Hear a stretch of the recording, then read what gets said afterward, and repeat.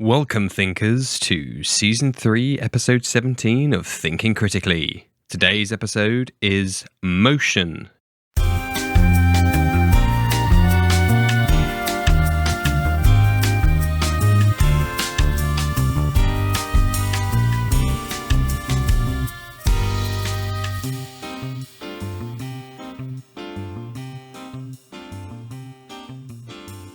And today I'm joined by the cast of the Fourth Leg podcast. Thank you ever so much for joining us today, guys. Can you tell us a little bit about yourselves? I'm Joe. I'm Kelci. And I'm Hunter. We are the hosts, and I am the editor of The Fourth Leg.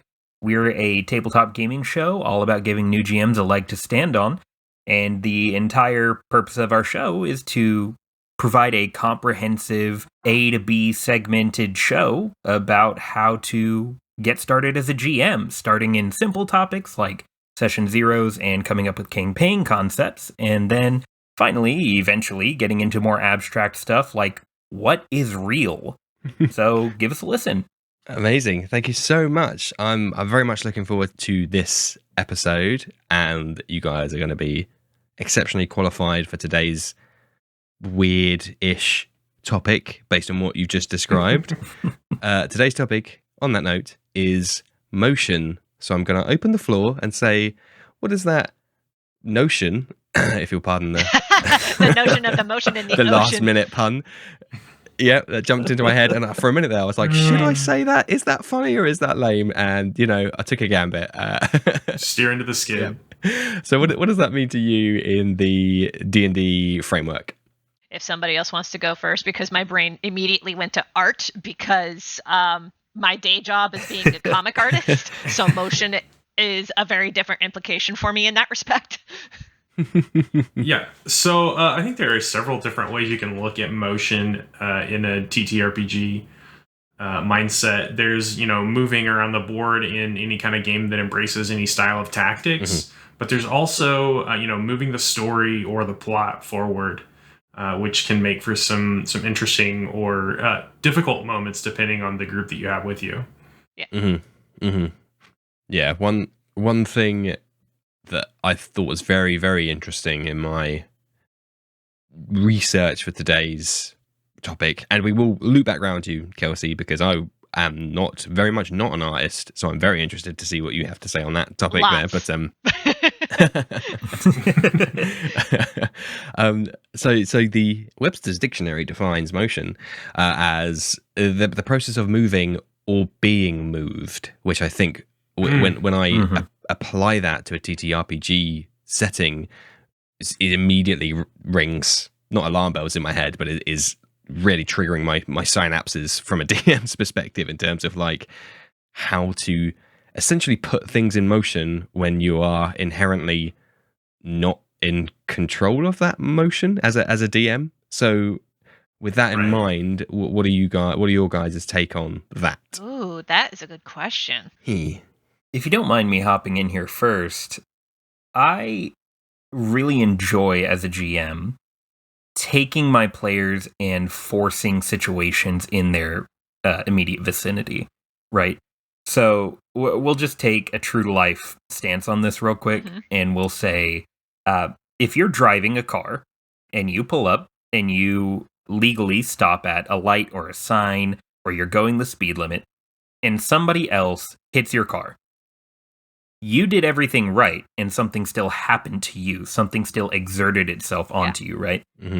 So, as a GM, I think that it is well within our rights to tastefully impose certain things onto or around our players in order to push them towards a certain direction, or push them towards the direction of the plot in this case.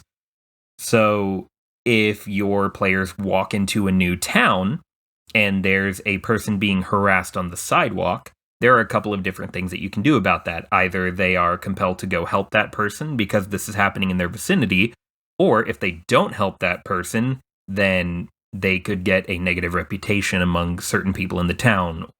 And there's a lot of different directions you can go with that, but no matter what, you're just one marble kind of starting this whole thread of possible scenarios just by putting that one thing in their range of vision. So I think as a as a GM, when you're causing the party to move, it needs to be a little bit more on that subtle end, because you can't be a bull in a china shop about it. Otherwise, it's not really a game anymore. It's just you're forcing them to be characters in your story. But you can definitely just kind of very gently push them in a certain direction. And a lot of times players have this, especially in D&D, where the whole point is to be like this fantasy epic hero. Mm-hmm. The players have this kind of preconceived notion of heroism about them. So they're more likely to go and do the heroic thing, which kind of helps you adjust what you're going to throw their way. Oh, yeah, absolutely. That when you said doing something extreme like a bull in a china shop, my first reaction was there was one GM who recommended, hey, do you need to get your plot moving? Steal something from the party. And I'm like, well, that's a way to do it. I'm not sure that that's how I would do it, but it is certainly a way if you are stuck on how to get the party moving or going in a particular direction. Just have an NPC steal something from the party, and then the party has to try and find it. That's not necessarily something that I like making my players do.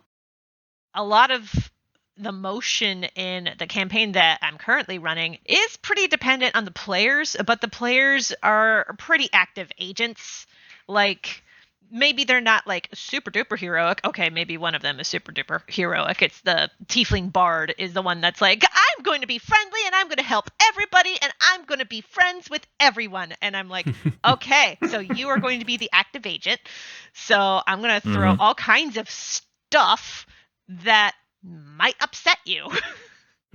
But that's also just like the challenge as a DM is like knowing the personalities of your players and being like, okay, so this player is playing a character that's kind of quiet, but also quietly driven in their quest to search for something. So let's pepper in a few things, like maybe they'll notice in a subtle way, and then as soon as they notice it, have them react to it. And there's been times in other campaigns where I've had other quiet players who will just sit there and they'll let the loud characters do their loud thing, and then I'll pepper in a little like sprinkle of their backstory somewhere, and then that quiet player suddenly becomes very loud, and they're just like, I'll be right back, and then they leave, and I'm like, ooh, this is interesting. So that's some motion right there. And if you don't mind me tagging back in before you come on, Joe. Sure.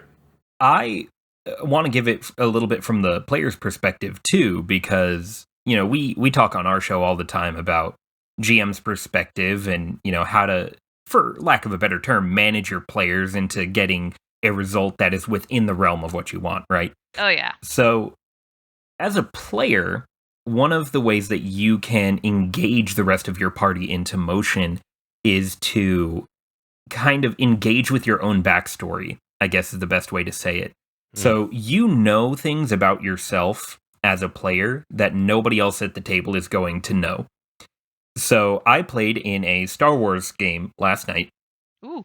And one of the ways that I engaged with my own backstory, with my own character, was I'm a computer guy. I'm a tech nerd. You know, I'm a mechanic. And my comms got hacked, right? Which was not a good thing, but I was able to isolate it to just me. So I was like, okay, this is damage control. And when I got back to the party, I figured out that one of them had stolen a droid from the enemy. And I'm like, there are so many things that they could have put in that droid that you did not know to check for. And it caused some pretty mild conflict, but it drove the story forward because it engaged everybody in that dialogue of, what if there is something wrong here? What if, like, there's a plant? What if there's somebody who's turned their backs on us? What if there's somebody who's betrayed us? And just because I was like, oh, I was able to isolate it to mine, but I brought it to the party that there was an issue with my communicator, with this droid, and it was just a snowball effect of asking a question from the perspective of my own story and then engaging everybody else in that question. Yes. I'm gonna put the hat on and play devil's advocate for a second. I would even argue that personal development is still motion.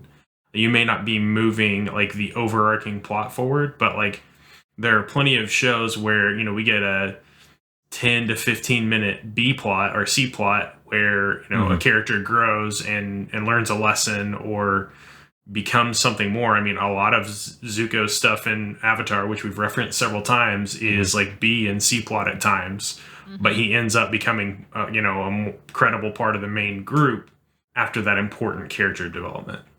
Yeah. Thank you for mentioning Avatar, because it's amazing. And Zuko especially is fantastic. So no, it's very interesting when you use that comparison. I've never thought about it in that way before, but it is true with that, as you said, like the B and the C stories. But then eventually, these are fan favorite for a reason, right?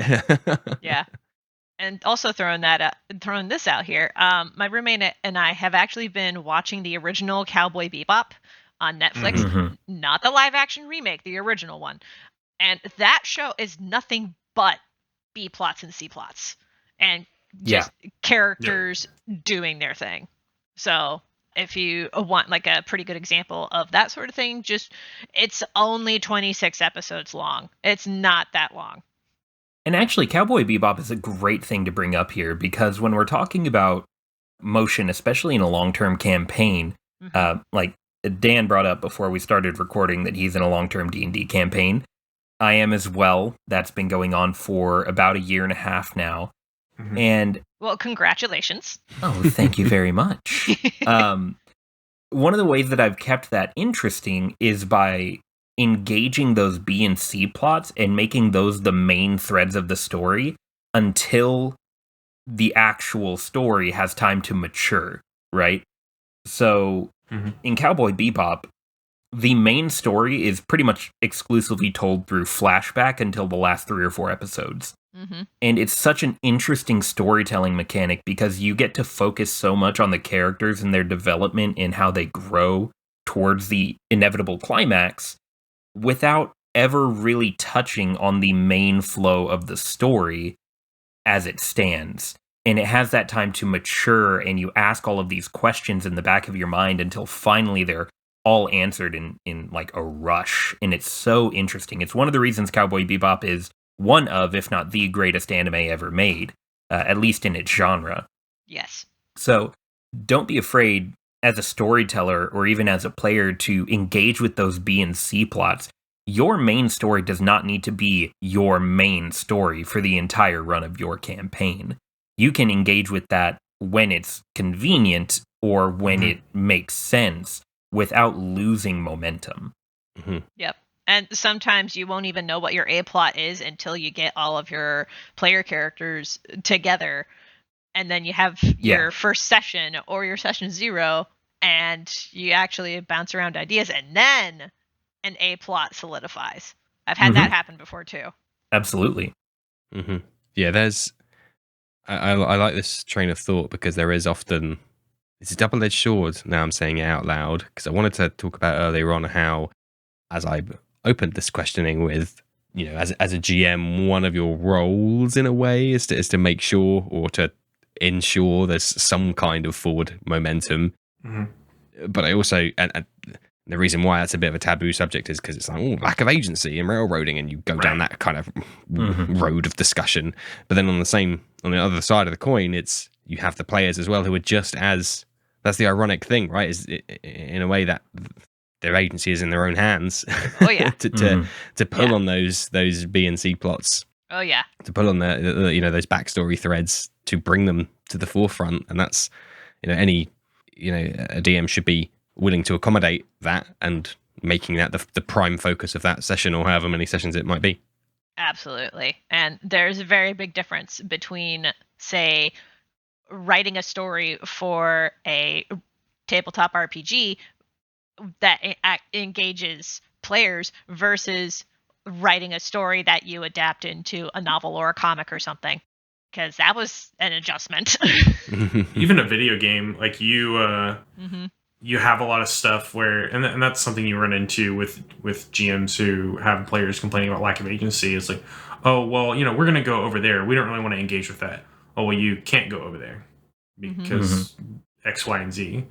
like I think with hunters, like events, like you toss the event out. The event is the only scripted thing, and then whatever the players do or how they respond to it is totally up to them. Yeah, the event is going to happen no matter what, but the players are in full and complete control over how they engage in the moment and how they react afterward. They don't necessarily have to follow up on that event in any way, but typically speaking, again, leaning on that heroic preconception of themselves that these characters have, typically they're going to engage with one of these area-altering events in a heroic way. So there are certain things that you can predict, but there are definitely things that are going to catch you out of left field. Because if there's like an invasion from, I don't know, let's just use a D&D classic and say an orcish tribe invades a small town that you're in. Typically speaking, a D&D party is going to stand up against these tribesmen and try to save people, right? Or try to drive them out completely. Typically, yes. Yeah. Every now and again, you're going to get that party that's like, I don't know, man, I've always thought orcs were pretty cool. And then be like, hey, let's help these boys out.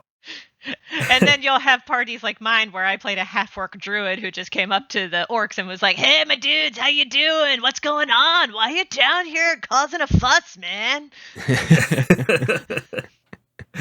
Because that actually happened once in a session.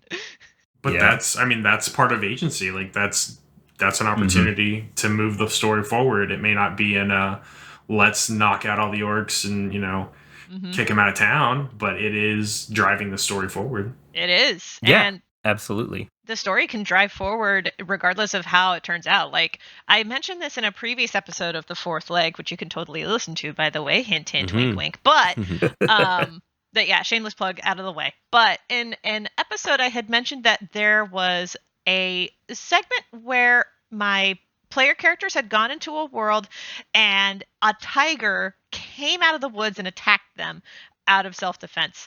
And I fully expected like a combat encounter, and then the bard rolled really, really high on her persuasion check and was like, no, we don't want to fight. We don't want to fight you. We want to be friends. And I, being the DM, I was like, okay, so let's get into the tiger's head for a second. What would the tiger do next? And then I was like, and then the tiger starts crying. And the situation changed from like a combat encounter to they befriended the tiger, and the tiger led the party to his secret hideout. And that can be emotion in its own way, because it's like, hey, instead of having the players like do investigation checks to try to find this hideout, maybe they just befriend the tiger and persuade the tiger to lead him where it is that he goes. So you mentioned during that discussion there two kinds of parties regarding the invasion of this town. The ones that are quote unquote typically heroic and rally to the defense of the town and welcome to cheers and praise from the townsfolk, and then you have the ones that are like no, let's see what it is from the other side, let's see if we can end this in a compromise or whatever it may be. Now, or you might have a party C in this hypothetical situation, which happens to be very similar to mine in some cases, where they abstain and go, well, not my problem. It's not my town. It's not my friends, and basically have zero motion in that given instance. So this is an open question then for you, half for the show and half for my own benefit. On what how do you deal with those situations when the party or particularly charismatic player characters or indeed players have persuaded the motion of the party to essentially stop for whatever reason? Maybe 9 times out of 10 it will be benign, that they're unaware that this is going to hamper storytelling, but how do you work with that situation? I think, and again, I know that it's not motion in the direction of the conflict that you've set up, but again, that's still valid motion away from something. Like there are times where the party is going to see a conflict and be like, oh no, we're way outclassed, or we don't want to deal with XYZ because it's going to cause us a bunch of problems. Like, and they run away. Like Mm-hmm. It sucks, but it's part of the story. I mean, take Last Jedi, I think, where they're going to get this guy off this planet, this gambler off this planet, and Finn's like, "Yeah, I don't think I'm going to come back. Like, I'm good." Like he's that coward player who's like, "Yeah, I don't really know," and that's still an opportunity for that growth. Now there may be some consequences within the game world because they didn't interfere. But I mean, at the end of the day, again, still character growth, still motion. Yeah.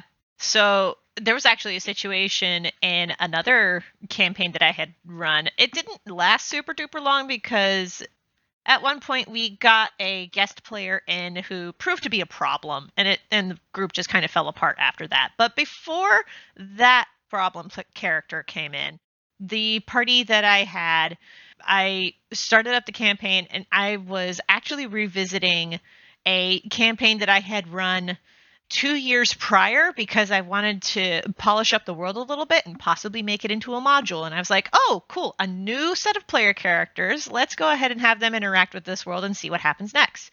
And there were very obvious, like, plot arrows pointing in specific directions, and the players were not jumping on any of the hooks. And so I was like, okay, time to initiate plan B, which was tapping into one of the player characters' background story hooks and being like, okay, so this player character has a kind of revenge boner going on, and they spot somebody who is part of the cavalcade of people who took down his people. So I'm going to have this bad guy antagonist from this guy's background just going by just out the edge of his vision, and then as soon as that guy saw that, the plot started happening.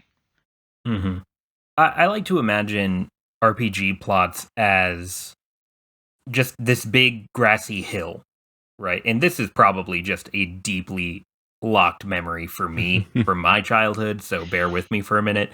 Okay. But when you roll a rock down a hill, it's inevitably going to stop somewhere, right?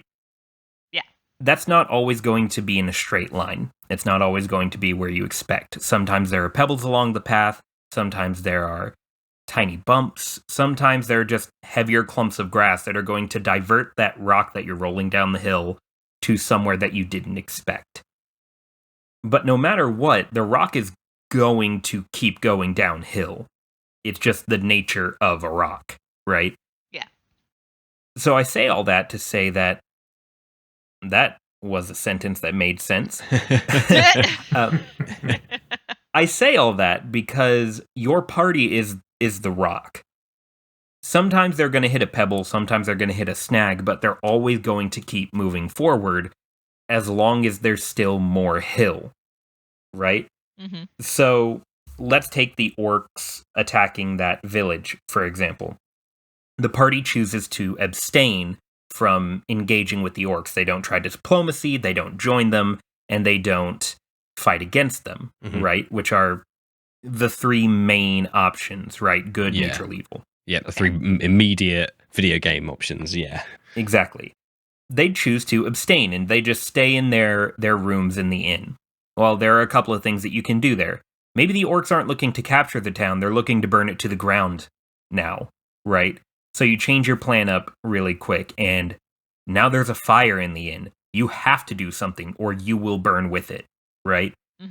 Or they don't burn the inn down, they capture the town, and now you can't leave unless you fight, sneak away, or dialogue with these orcs. And it's a full town of this orc tribe, so it's going to be really tough to sneak away. What do? How are you engaging? You cannot exist the way that you have been. There are consequences to neutrality in the real world, and there are consequences to neutrality in an RPG game. The rock rolls down the hill. So, if I can sum it up at all, it's, as a GM, don't feel bad for doling out consequences to the player's actions. Absolutely not.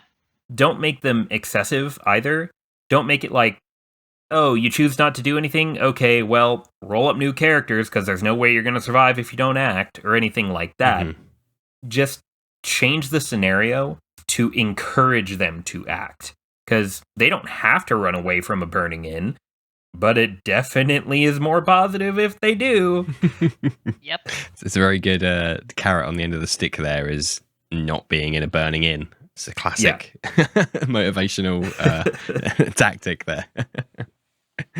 I do my best. Now, thank you for bringing in that rock metaphor, because as part of my other research I was doing, that works really well because of Newton's first law of motion to sound intelligent in a TTRPG well, podcast. this is a podcast called Thinking Critically. Indeed. Yeah, it's about time I started to live up to that name, right? That was I spent all that big the galaxy brain thinking right at the beginning of the show when I came up with a name, and then that was it. I was spent. But no, the first law states that an object in motion tends to stay in motion unless an external force acts upon it.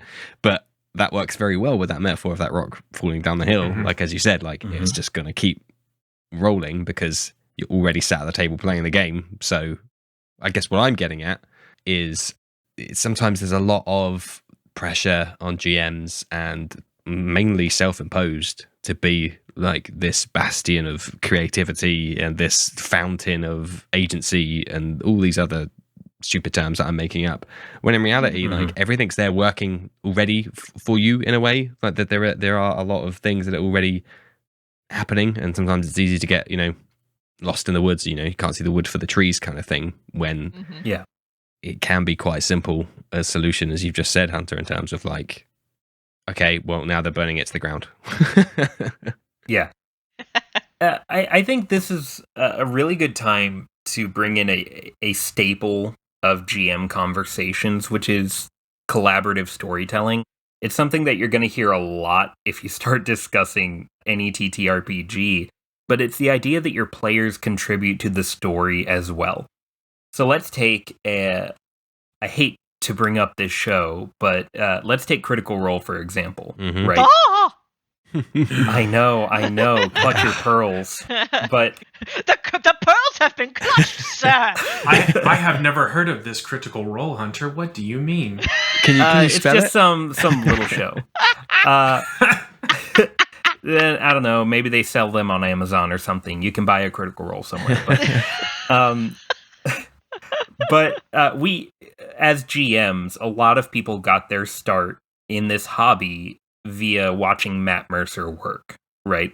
Yeah. And I don't think that's a bad thing. I'm one of them, I started watching Critical Role very, very early on in Campaign 1, and it inspired me to play in my first D&D game, and the rock rolled down the hill, and here I am making a podcast about it, right? Mm-hmm. Yeah. I mean, same boat. Mm-hmm. Critical Role is not solely successful because Matt Mercer is a good GM. Mm-hmm. Matt Mercer could, in theory, be the best GM in the world, but that is not what makes Critical Role successful. Mm-hmm. What makes Critical Role great is the interplay between GM and players, right? Matt Mercer could probably make a successful podcast with a group of normies, right? But the fact that he's got such interactive and dynamic players takes Critical Role to the heights that it is today. Because Matt Mercer would not be nearly as successful as a GM if he didn't have a group of players that both fit his style and played well off of one another. Yeah. Mm-hmm. Critical Role is a great example of collaborative storytelling because every single player contributes to the world just as much as the GM does. Yeah. And that's actually something that a YouTuber who goes by the name The Dungeon Coach talks about. Mm-hmm. I actually highly recommend The Dungeon Coach if you, like me, really like doing homebrew for Dungeons and Dragons 5th edition, because that's almost exclusively what he talks about. He touches into other systems as well, but a lot of what he talks about is, hey, I really don't like this particular rule for D&D 5e as it's written. How about we do a homebrew to patch it? And he actually talks about the Critical Role player effect because people have talked to death about the Matt Mercer effect, but there is a critical role player effect happening as well. And it's a lot of what you've talked about. And he talks about it more in depth in his video. I highly recommend that you just watch that. So it can be small things. So, like, as a player, to go back to the player perspective, I was playing in my Star Wars game. We were doing a heist in a bar. I just made up 3 different drinks, alcoholic drinks. So don't drink any of these fake Star Wars drinks if you're under 21 in America. but I just made up 3 drinks that added just a little bit of flair and flavor to the world around us, right? You can do little things like that. Be like, we walk into this new town. Hey, GM, can there be a tavern named the Lovely Goose, and it's all fashioned in goose down everything, and it's really expensive, but the food tastes like garbage, right? Just this quirky little thing where it looks really nice, but it's functionally defunct, right? Yeah. And as a GM, invite your players to do that. If you're like, I don't really know how else to describe this city. Hey, players, what do you think this city looks like? Yeah. Tell me one thing that you see. Tell me one thing that you smell. Tell me one thing that, like, brushes up against your leg. Exactly. And to bring this back to the overarching topic so we don't tangent too much, that's going to encourage the players to interact with the things that they've created in the town, right? So that's going to keep them moving forward. It gives you an easy place to put plot hooks or easy plot hooks to pull on, because players are more likely to engage with things that they've created. That's why backstory arcs are so effective. I'm going to have to leverage that, if only for the reason of taking some of that creative weight off of my shoulders. I'm a lazy bastard, so I encourage you to do that. I know. Well, he won't strongly encourage you. He'll just kind of sit there like, yeah, you do that, man. But way to go. Yeah, no, honestly, this is a big chunk of why I highly encourage my players to, like, give me as detailed a backstory as they want, because they give me elements that I can put into the world. Like, oh, my parents came from this town, and this town is best known for this thing. And I'm like, great, this is one less thing for me to build from scratch.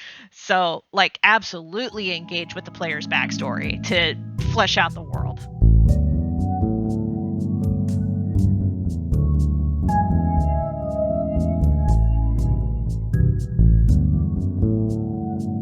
Okay, so, I mean, we've talked an awful lot now about in-game motion, so keeping things moving, I think, is the nice, simple definition that we've used for the first half an hour of this show.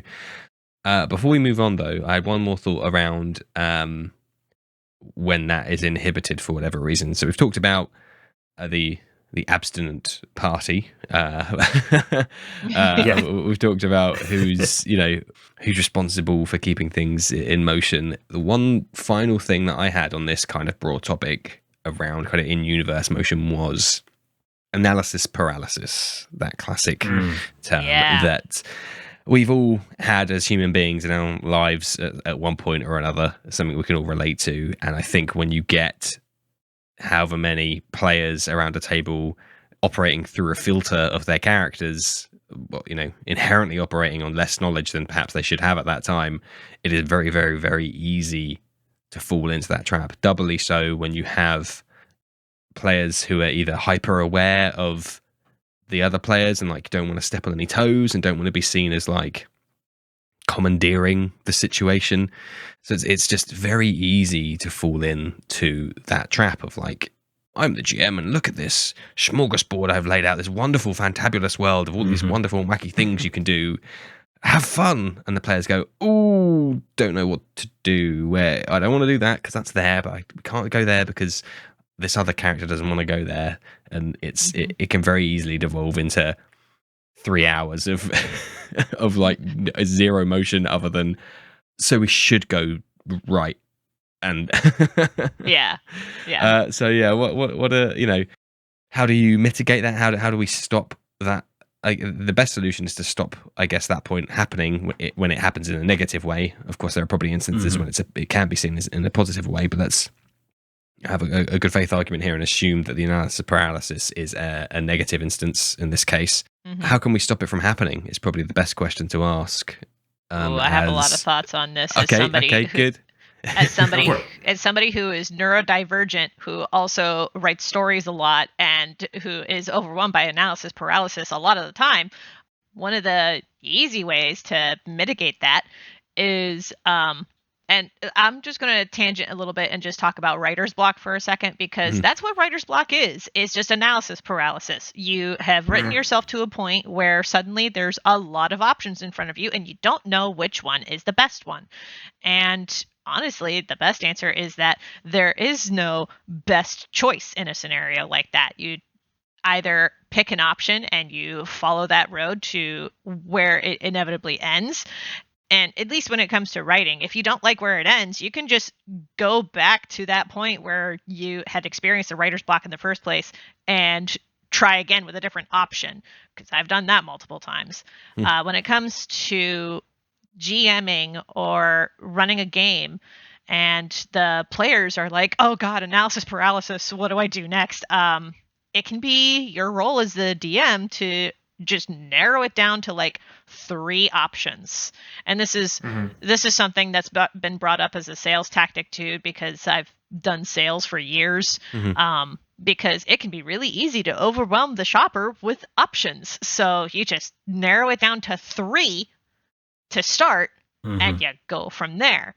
And whenever you're GMing for a particular setting, it may be helpful to just have like 3 kind of route choices to choose from, and then each route choice can have sub choices after that, almost like a spoken wheel kind of a system, where like you go down one spoke and it leads into another spoke and it leads to another one and another one, etc. But that's my thoughts on it. If anybody else wants to chip in. No, I definitely agree. I think generally when I am writing something to put in front of my players, I have 1 to 2 like likely options. I mean, as a GM, you generally know your players to an extent, and they're inevitably going to surprise you at some points. But after you played with a group for a certain amount of time, you're like, okay, well, they're likely to engage with this or that, and you can kind of narrow things down a little bit. But yeah, I mean, there's also a time and a place for, like, hey, you're in the middle of a crisis, like, quick knee-jerk response. What does so-and-so do? Yeah, absolutely. The classic tactic there is imposing a time limit, which is, as with most GM tool belt tricks, it's obviously in moderation. Don't do it for every single. The barmaid comes over and asks, "What are you buying?" You've got 3 seconds to decide. Is it beer or is it red wine? That's a little excessive, but red wine or blue wine. Honestly, there could just be some moments where it can be in character for somebody to just sit there and putz around for 10 minutes being like, oh, do I want to do this one? Oh, wait a minute. Do we want to do like a party plate? A party plate, maybe? Let's do a party plate. How about we do a party plate? Like, that could be in character, and that can be motion in and of itself. Yeah, absolutely. And that comes to kind of player experience to a certain extent, to know where the line is in terms of, well, now I'm just being obnoxious, rather than playing to my character's strengths. But I've definitely been on both sides of that issue of both the player and a DM, where my players have discussed, and it gets to a point where 1 or 2 players will be like, I just don't care anymore. Like, we're not playing the game anymore. We're just in this weird metaverse of not really playing and just kind of overthinking everything. And that is why I asked the question, because when it gets to that point, as soon as the first player is annoyed, then everything, the house of cards falls down very quickly, because which is fair enough. Like, the moment one person's not really having fun, well, then absolutely the house of cards should fall over, because you need to rectify that pretty sharpish. Oh yes. Which is ironic, considering the source of the problem is things happening not sharpish. Yeah, you can see that one person tilt, and then it just kind of sinks the whole ship. Yeah. So that's why I asked the question, to be like, let's think about that. And it is, again, unbeknownst to me when I asked this question, but I'm very happy I've thought of this is that it is, again, it falls into that classic DM trap of like, ooh, I shouldn't impose a time limit, or I shouldn't just, bring in some cheap while you're deciding, well, the right hand path suffers a landslide and they can't go down it anymore. Because, it is very easy to be very heavy handed in those situations as a GM and just have those kind of contrived outcomes. And I think the nuance comes from reducing the options in a way that is fair and makes sense, which is very hard to do, in my opinion. Yeah. If you don't mind another bit of a weird metaphor, I'm bad at writing puzzles. I'm fully aware of that. So typically I just steal them online. Yes. But if I'm not doing that, if I'm writing my own mystery for the players to solve, this is the weird metaphor part, I like to think of it like a meat and charcuterie board. Okay. Right? So I worked in a restaurant for years, and I learned a lot about like food presentation and the idea behind flavor profiles, right? Mm-hmm. So the ideal way to build out a charcuterie board, especially if you're going to be having things like fruit and breads and sauces and honeys and things like that, is to group the things that taste good together, right? Mm-hmm. So you're going to put like brie with fruit. You're going to put stronger cheeses like, I don't know why you would have a gorgonzola, but a gorgonzola with like salted meats and more heavy breads like a toasted baguette or something. And the whole idea is that if you're picking from the right side of the board, everything that goes well together is going to be on the right side of the board. Same goes with the left, top, bottom, whatever quadrant that you're in, right? Mm-hmm. So if a player goes to this dinner party and they see this meat and charcuterie board and they're overwhelmed by their amount of options, one of the easiest ways that I've found to lighten the load of that analysis paralysis is to simply go up and say, hey, those grapes go really, really well with Swiss. Metaphorically speaking. Yeah. Yeah, metaphorically speaking. Just go to your players and be like, hey, these two things seem to have some kind of connection. Yeah. And eventually you're going to get to a point where something clicks. Mm-hmm. And they're able to just steamroll through the rest of the puzzle, right? Because puzzles are meant to be solved. Mm-hmm. Alternatively, if they're a really suspicious party that never trust anything you say, then you can always be like, hey, you should try blue cheese and honey. Or like some weird combination that you know isn't going to taste good, because they're going to reject that immediately, and hopefully that'll get the ball rolling. So it's a little bit of knowing your party and choosing between truthfulness and deception to kind of spur them into the right direction. I'm a big proponent of, hey, GMs, just tell your players what's up. Like, communicate with them if you see that they're a little lost. Yeah. Because the game's no fun if it stagnates, in my opinion. Yeah. So just, it's not going to hurt anything. Just be like, hey, go cut the red wire. You know? Yeah. I don't think it's really going to hurt anything in the grand scheme. Mm-hmm. And then when do you roll the cheese down the hill? Have I? Typically after you taste it and don't like it, you're like, I don't want that anymore. And then the cheese always gets to the bottom. Got it. Right. I'm ready to DM now. Exactly. The cheese eventually reaches the bottom. All roads lead to the bottom of the hill. Yeah. Exactly. All roads lead to the cheese. Like not all who Gouda or cheddar or something like that. Along those lines. Yeah. Some profound metaphor in there that we've built together, and some collaborative storytelling, you could say. I do think there is. I love that you've brought that up there. That the DM withholding information, and I feel qualified to talk about this because it's something that I've done several times myself for wrongly, in that it is very easy to fulfill that kind of Machiavellian, like, I hold all the cards and you stupid players don't know what you're doing, and it kind of ticks that small box of being a GM. And so that, combined with how intrinsically difficult it is to know what the players know, and to another level deeper to know what their player characters know, and disassociate that from what you as the GM know, which is quite literally everything. Yeah.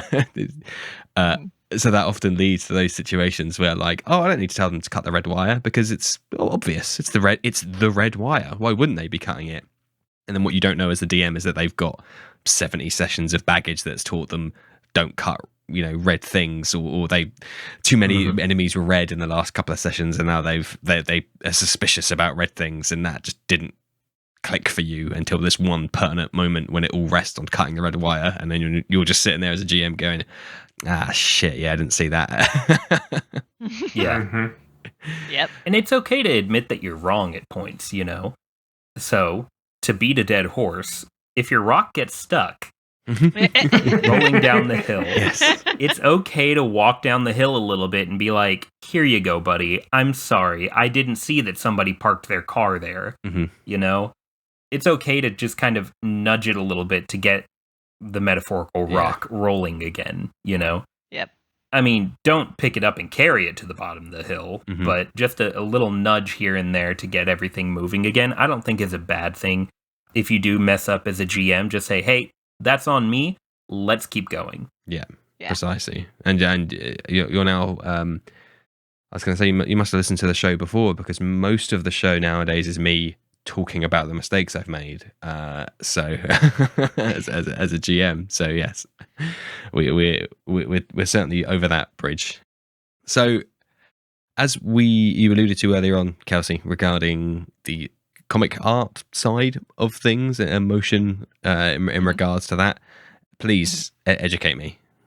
Oh boy. Okay, so motion in comics can apply to a lot of things. It can apply to how does the reader's eye move around the page in order to read it. It can also mean, can the art imply movement on the page? Does a character look like they are moving like fluidly, stiffly? How are you implying motion in the character that you are illustrating? How are you implying motion in the dialogue? Is there motion in the dialogue? There's a lot of different factors for where motion can apply in comics.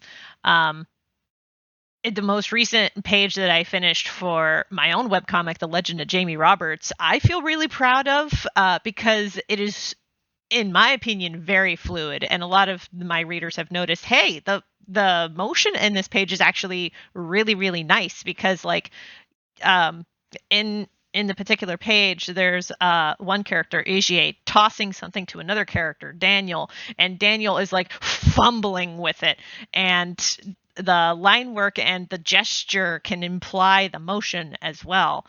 So there's that, and then there's also just the motion of the story overall. And that can also be really hard to achieve in comics, because I'll tell you what, it's really easy for comic stories to get from point A to point B, and then they never get to point C, because point B, for some ungodly reason, is where the creative team is like, let's just hang out here for a little bit. And it's like, can we please get to point C though? Which is that that pitfall there is directly applicable to what we've just spent the last 15 minutes discussing around. Absolutely. Yes. being stuck in that middle ground of like in action or on no velocity for whatever you want to call it. Yeah. A chunk of that can also just apply to it, and really depends on the comic market. A lot of it is really dependent on like sales, because if the sales of a book are really, really good, you want to try to prolong the story for as long as you can, so you just keep the characters hanging out at point B and you just don't have them get anywhere near point C, because point C is the conclusion. We don't want this to conclude. We want to keep selling books, and that can be kind of a problem because you do want to reach a conclusion at some point. Yeah. Goddamn capitalism. Yeah. Well, and one thing you mentioned, Kelci, is talking about motion, like where the reader's eyes are on, and I think that part of that can kind of tie back to, describing a scene as a GM. You're painting a picture, and then okay, what is going to jump out at your players immediately? What are they going to run over and interact with? And did you describe something meaningful, or did you just describe a bump on a log that they are now suddenly fascinated with? Yeah. And also be aware of the kinds of like backstory things that your characters have hanging around in their backstory whenever you're so that whenever you're describing a scene, and let's say, for example, that you have a player character who is looking for a missing mentor figure, and you're describing a scene, and you bring up that there is something in the bushes that looks an awful lot like fabric. That player is suddenly going to be like, "Oh, what's the pattern on the fabric over there? Is it connected to my mentor figure who I'm looking for? Were they just in this area? Like, what does it look like?" And that will make them want to go and investigate. Stuff like that. Yeah. I'm glad you mentioned that, Joe, again, because that is a very classic pitfall again for GMs to be like, do I point to the elephant in the room, or do I not point and let the players then find it? But then, which is the lesser of two evils here? Because then otherwise, are they going to get fixated on that random pebble that I drew attention to for flavor and waste, funnily enough, bring the game to a screeching halt because they're invested in Pebblegate? or do I just be like, nah, like the pebble's just a pebble, guys. The big flaming demon is maybe a bigger concern. Yeah.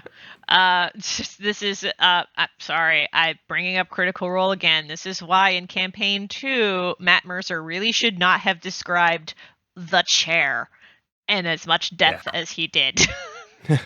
Because there was a scene where, and what you describe and how you describe it will say a lot. And he had described a scene where everything was wrecked except for one chair, which was still standing on all four legs, undisturbed. And lesson to all GMs and DMs out there, how you describe a scene and how you describe the objects in that scene will do a lot to paint an implication of that scene and paint an implication of the object that you are describing. Because if everything is a mess, but there is one object that is really pristine, what does that say about the object? Yeah, well, this is actually a really interesting thing that is in all forms of storytelling, because this is the difference between what the GM knows and what the players know.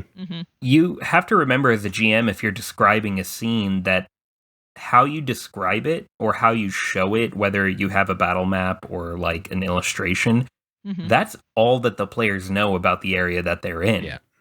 So if, let's say in Lord of the Rings, they never mention Mordor, ever.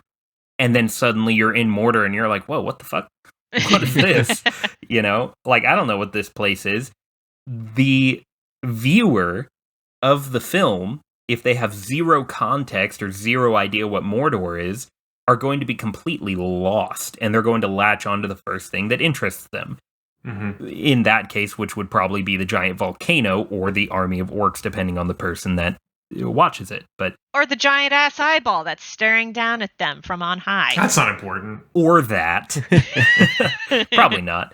But as a GM, you know, you have all of the power to draw focus to something. And this is where I think pace comes into the conversation of motion. Because if you're moving slowly, you're still moving, right? So I like to take my descriptive moments, especially in a new area, to slow down the pace of the game and really bring the important things to bear. My players in my D&D game just entered a ruined city with like a bunch of skeletons everywhere and tree overgrowth and everything like that. And, you know, I go ahead and I describe the city and all that, but what I really wanted to bring their attention to was this giant 100-foot across hole that sunk down deeper than any of them could see, right in the middle of the town. Ooh. Pretty easy thing to bring attention to, but it's also a really easy thing to just kind of gloss over because you just assume that people will pay attention to it, right?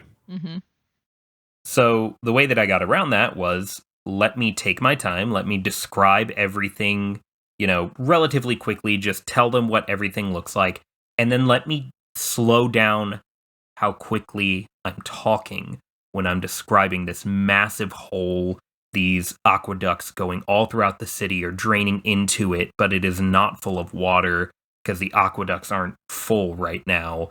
This hole sinks down and down and down. You feel the call into the void that is at the bottom of this sinkhole. And that immediately enraptured all of them. And of course, like a good GM, I ended the session there. Perfect. But yes. Perfect. But slowing down even just the pace at which you speak draws a lot of attention to people. Because whether or not we realize it, humans like to hyperfixate on things that are not normal in their mind. And if this is my normal speaking pace, just slowing down or speeding up is going to tell a lot subconsciously to my players. Heck yeah. Yeah. I love that example, actually, because if that exactly identical situation was delivered by a not so masterful GM, it could have easily been, construed by the players as, oh, that's just a well. And like, there's a hole in the ground that water's running into. That's the well. Okay, what else do we see? And then you're like, oh no. Yeah. No. It's a really, really important well. Hold on. Yeah. Don't leave yet. Yeah, no, come back. Pulling them by the scruff of their necks. So no, yeah, that's yes. Yeah. It's very important to know the kind of mood that you want to set. Slowing down can be a really good way to build a sense of dread. So is lowering your voice just that little bit, or like dropping down to a near whisper. So tone of voice can also affect motion. It's true for comics. It's true for GMing a session. Yeah. And it's a classic. I learned many years ago in my university days when delivering presentations that people tend to speak. Their cadence increases when you're standing in front of people, slightly nervous. You subconsciously you want to rattle through it so it's over quicker. And a big skill you learn when practicing giving presentations and whatnot is obviously learn the material so you're a bit more confident, but it's having that conscious effort in your mind to slow down the way you're speaking to bring you back into your normal kind of speed, because when you're rattling through it fast, you sound less confident, you lose the nuance, you lose the detail because you're just blasting through, and sales figures of this anyway, and this, and profitability is that anyway, bye, thanks for listening, and no one's really paid attention. So, just from a human being point of view, there's reams and reams of evidence in how that's important, just from standing up in front of 30 of your classmates and telling them about this piece of work you've done. So obviously you can apply that very same thinking to just being a DM and being like, okay, I'm not particularly nervous right now, although some will be. But yeah, just slowing it down one more notch can have the opposite effect of speeding it up, unsurprisingly. Oh, yeah. Yeah, I did stage acting in high school. And one of the ways that we rehearsed was we would rehearse speaking as fast as we possibly could and going through the motions as fast as we possibly could, just to give ourselves kind of a range at which we could actually operate. So if it was a 1 hour show, then we would we would set ourselves a goal to get it done in 40 minutes. Speed running it. Exactly. We would speed run the show. And when we did that, it gave me a more conscious understanding of what pace am I actually performing at. And then when we got to the actual show, we would perform it, 3 times, Friday, Saturday, Sunday. And when we would actually get in there and perform the show, I would be able to carry that with me a little bit more. And of course, we'd been rehearsing for months, so the confidence was available to us. But still having that idea of, I can finish this show in 40 minutes if I'm not careful. Let me rein it in. It can be really, really helpful. So if you're going to practice as a GM, that's something that I would suggest, is try to speed run through all of the descriptions that you're going to use, and that'll give you an idea of, okay, how fast can I actually say this if I'm not paying attention. And conversely, if I may, because I did improv comedy for a couple of years when I was in college, one of our warm-up exercises was actually slow motion movement, like going through things like exceptionally slowly, whether you're like doing slow motion, like fighting, and doing exaggerated reactions or doing reactions that are totally unexpected, but like just going through things deliberately slowly, like exceptionally so. Like whatever you think sloth speed is, even slower than that. That was our warm-up exercise for getting ourselves loose and getting ourselves relaxed. Mm-hmm. Well, thank you all for sharing your expertise and knowledge in these areas that, on the face of it, I wouldn't have immediately applied to D&D and TTRPGs, and yet here we are.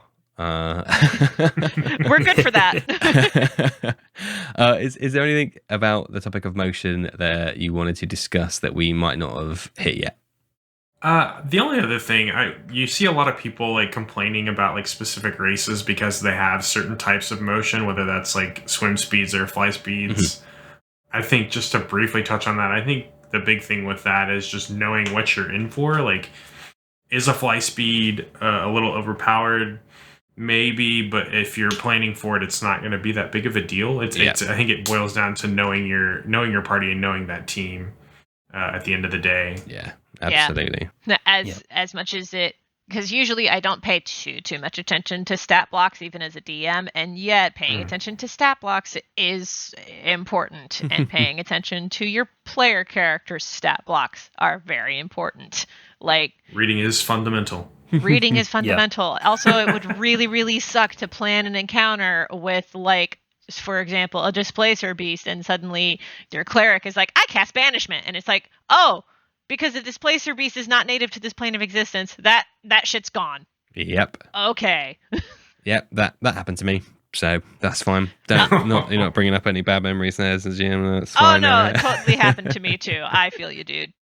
Yeah, I had two big flying guys from one of the layers of the abyss, and my sorcerer took a punt and just said, they look alien enough, banishment, and I was like, oh, okay, this is now trivial combat. Yep. And did try and break the concentration, but wasn't quick enough, and that was that. So yeah, know your player's capabilities. And the fly thing I love as a fear, because I have been there as well, and it is a genuine concern. Again, indicative of how the majority of games are played in tier 1 and 2 when it makes the biggest difference. Because as soon as my warlock got fly, like, he was like, I'm not staying on the ground. You guys are chumps walking around. I'm flying. Like, any given opportunity, he's like, I'm flying. Fighting enemies. I'm flying. Talking to a merchant. I'm flying. Buying shoes. I'm flying, which is weird because shoes are for walking on the ground, but he'd still be flying. And so when that band-aid was torn off, I was like, oh, okay. It was no longer this big scary thing that I had to worry about. I mean, once you get to tier 3, where like people can move between dimensions and shit, like it's a negligible. I mean, even at tier 2, like several classes are going to give you, like, I want to say there's some rangers that give you like swim speeds or climb speeds and stuff like that. So it's negligible. It is, yeah. Well, awesome. So after that, is there anything that you would like to promote that you haven't already sneakily promoted halfway through the episode? You could have done this. Oh shit! I have no idea what you're talking about. We need to point fingers, and we need to get to the bottom of who did this. It was me. Well, yeah. We're the fourth leg, as we talked about at the start of the show, top of the show.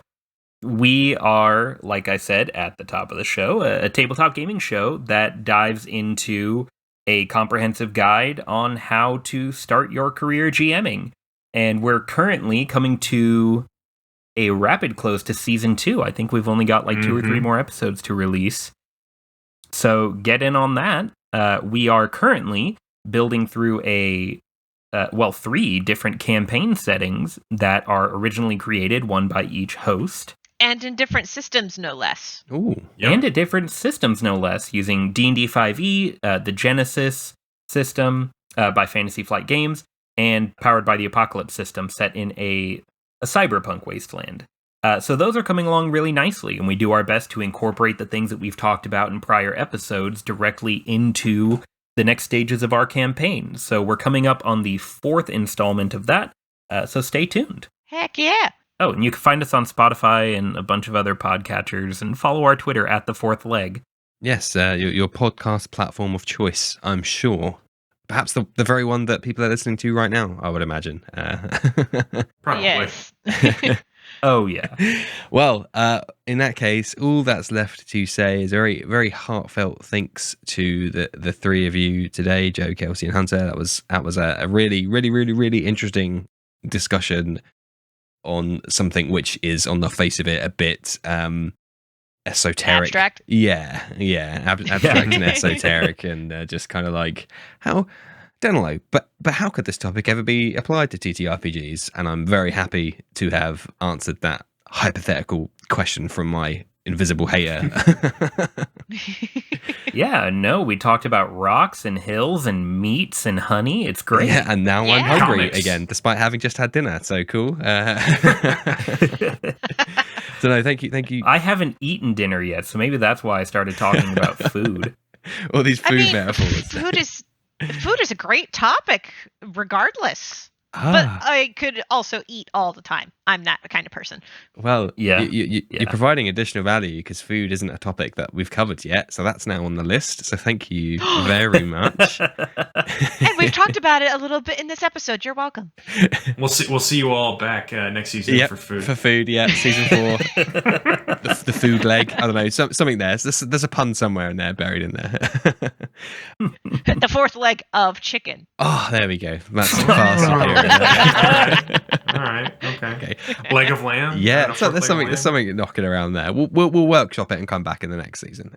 But with these terrible puns, I can't think of a better place to end the episode. So thank you all for listening at home. Please do check out the episode description for the links to the fourth leg, as well as all of my socials. And I'd very much encourage you to reach out to any of us to talk about rocks or food. Two primary topics. Otherwise, thank you all for listening, and good night. Good night. Thank you. Take it easy, guys. And now it's time for the Patreon shout-outs. Thank you to Optional Rule, a two-time guest of the show and a very insightful and knowledgeable source of information. Please check them out at www.optionalrule.com. Huge thank you to a great friend of the show, Matthew Perkins, who's out there making hilarious and educational Dungeons & Dragons content. Please go and check out his stuff at matthewperkins.net, where you can find links to all of his socials and all of his content, including his own Patreon, which I would very much encourage you to check out. Thank you to Matt Street, at mpstreet88 on Twitter, for supporting the show. If you need support running your personal or business schedule, head to virtualtimehustle.com or on Instagram to make that difference between should do and done. Boss it better with support from Kat, who will help you get back that essential time you've been searching for. If you would like to support what we do and get 4 shout-outs a month, head over to patreon.com/thinkingcritically, or you can just buy me a coffee at ko-fi.com/thinkingcritically